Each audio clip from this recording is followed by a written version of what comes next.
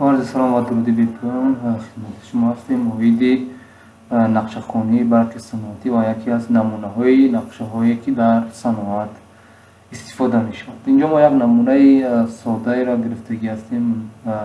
نقشه طراحی شده یکی از برقی صنعت است و همین هم می‌خواهیم به یکدیگر بررسی کنیم.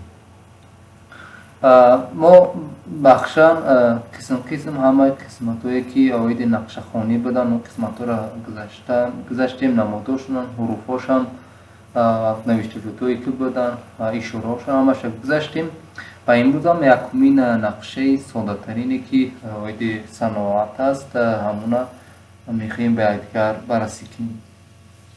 در این ورقه اول شما مشاهده داشته باشید ما اینجا مداری یعنی زنجیر قدرتی را داریم، یعنی منبع قدرتی 3 فاز است با اضافه از نیوترال که از اینجا منبع تغذیه ما 400 ولت است، اینجا 3 فاز و یک نیوترال که معلوم است. اینجا آمد به یک محافظتی QA1، یعنی ما در قبلی گفته بودیم که حرف Q این همون کلیدهای قدرتی وصل و قطع در نظر داریم و آمد بعد تقسیم می شود به یک مسیر یکمی قسمت بوری از کلید QI2 اینجا با QI3 QI4 QI5 QI6 یعنی و 5 قسمت تقسیم می شود. اینجا این نقشه همون مسیر جریان، نقشه پرینسیپیالی است نمونش که اساسا داخلی این هم نقشه خروجی و همون نقشه مسیر جریان تصویر شدگی است.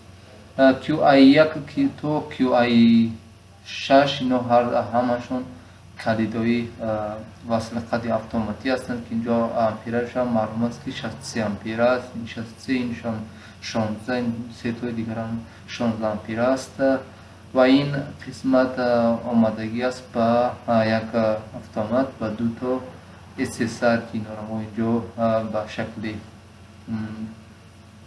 کندکتور استفاده کردگی هستیم، اما اینا SSR هستند، یعنی کلیدهای 3 فازه الکترونی هستند.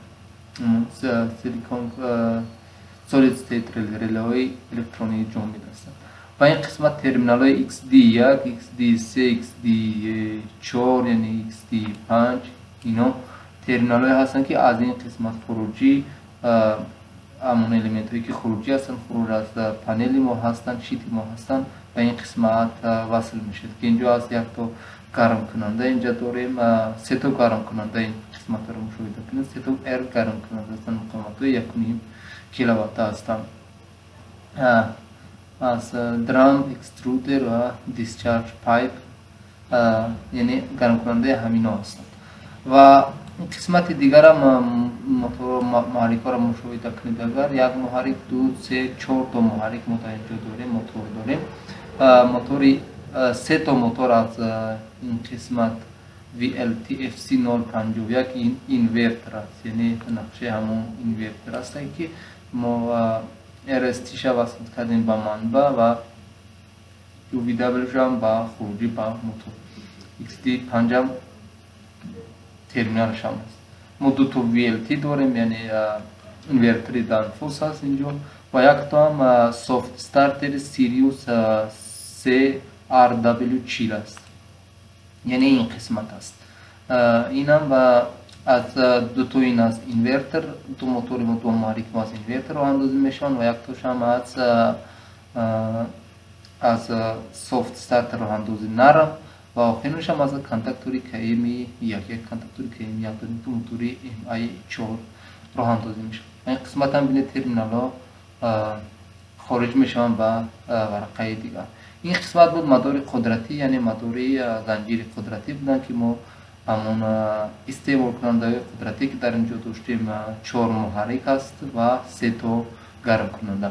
میریم قسمت مدار فرمانش، یعنی زنجیر فرمان هم مشاهده میکنیم که به چه قسمت. ما 2 تا زنجیر داریم، 2 تا مدار داریم که یک تاش هم منبع 24 ولت است، این PLC است، یک تا دیگرش هم 230 یعنی منبع تک فازه ما که با این تک فازه داخل می شود. ما 1 2 3 قسمت اینو KH1 KH2 KH3 اینجا مشاهده کنیم سیم پیچ است و این هم همون کلاپن، یعنی همون الکتروکلاپن، همون شیر برقی که در اینجا هست، همون والف همونو هستند. یعنی 3 تا الکتروکلاپن در اینجا داریم که بسته است با راه اندازیش هم از طریق KF1 KF2 KF3، یعنی 3 تا ریلی که در اینجا است، KF1 تو KF2 و KF3 را اگر PLC را مشاهده داشته باشیم، KF1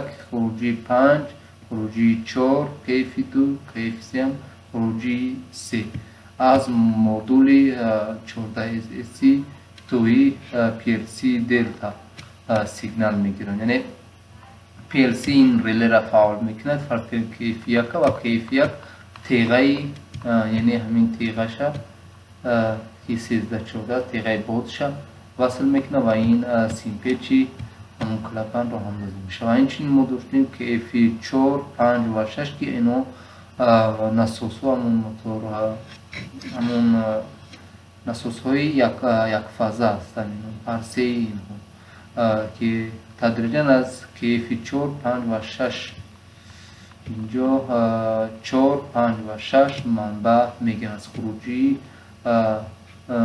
خروجی 2 1 و 9 از مدول 14SC 2. خب اینجا قسمت تغذیه 24 ولتای مستقیم دومی را اگر مشاهده کنیم با آمادگی است با کلیت اضطراری SF1 تیغه بودش با X1، یعنی در ورودی یک زمانی که ما اگر SF1 فعال کنیم یک سیگنال با ورودی X1 وارد میشه. این هم داخل بعد برنامهش هر قسمی که هست قسمتی داخلش هست. ما فقط به نقشه‌خوانیش اساسا توجه کنیم. و اینجا قسم مدول دیگری 08 SN1 هم اگر مشاهده کنیم 1 2 3 4 تا ریلی دیگر اینجا وصل شدگی است تدریجا که F7 8 9 تا اینجا هم یک این دارد 3RW 4 چیل. این همون ورودی، همین ورودی 3RW چیل است از راه انداز نرمی همون سیریوس بود. و این قسمتش هم مدول دیگری 06XO را اگر مشاهده کنیم ما دو تا حس کننده داریم در این قسمت با نامای BP1 BG1. BP1 هم حس کننده تابع اینجا فشار است و BG1 هم حس کننده تابع سطح است. یعنی هر دوش هم حس کننده الکترونی هستند که با منبع 24 ولت دویمی کار میکنن و سیمکش هم به همین شکلی که در اینجا مشاهده شدگی است. و این هم یک خروجی از همین مدول پیوست شدگی است به یک موتوری 420 میلی آمپره اینجا است. موتور 420 میلی آمپره خورده که برای یعنی کنترل همون الکتروکلاپن الکترونی اونجا است. کنترل والف همون سیگنال 420 میلی آمپره را قبول میکنه. و قسمت 06 PT یک مدول دیگری دلتا است که در اینجا ما ورودی های حرارتی سنسورهای حس کننده حرارتی در این قسمت وارد کردگی هستیم از RA4 تا RA7، یعنی مقاومت های تغییر بنده. اینا PT 100 هستن، همون حس کننده حرارتشون PT 100 است. از همین جهت ما اینا را RA4 یعنی نامگذاریشون از روی مقاومت جابجا کردگی هستیم، چون که اون وقت PT 100 خودش هم اگر معلومات داشته باشید یک مقاومتی تغییر یابنده است. یعنی قسمت امواد مداری زنجیر فرمانی همین نقشه ساده که از بخش صناعت بود پیشکشی ما کردیم و باقی هم بسیار نقشه های هستن. یک همون نقشه مرکب تر که اونها نقشه مرکب و استانداردی که در اساس یکان گیم جای راه کشی که اونها طراحی شده هستن اونها باید دیگر بررسی میکنیم. سر اول اینجا ما خواستیم یکم شما روشنی اندازیم تو که نقشه ساده را از اول نقشه ساده و بعدم نقشه کلان هم لایه های کلان هم به دیگر نقشه خوانیش انجام دهیم.